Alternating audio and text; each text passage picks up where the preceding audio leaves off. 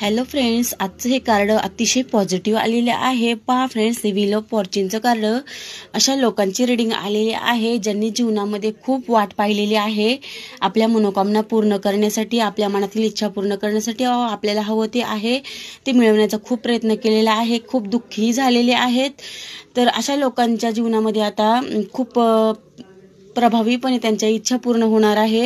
Wheel of फॉर्च्यूनचं card हे सांगत आहे की तुमच्या जीवनामध्ये तुम्ही अचानकपणे असा चेंज येणार आहे की ज्या चेंज तुम्हाला अनपेक्षित होता। कारण पहा, अनेकांनी पैशाच्या बाबतीतही खूप प्रार्थना केलेल्या आहेत, पैशाच्या अडचणीही दूर होतील त्यांच्या।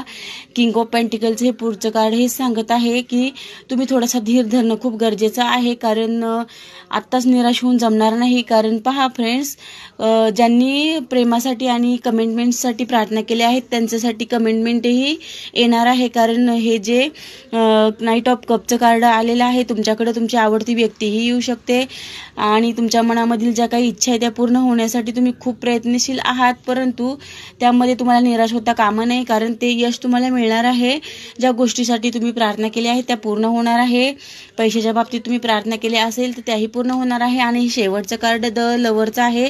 तुमच्या जीवनामध्ये अनपेक्षितपणे कोणी एखादी व्यक्ती येऊ शकते किंवा तुमचं जुनं प्रेमही येऊ शकतं, कारण तुमच्या प्रेमाला तुमची खूप आठवण येत आहे। धन्यवाद। श्री स्वामी समर्थ।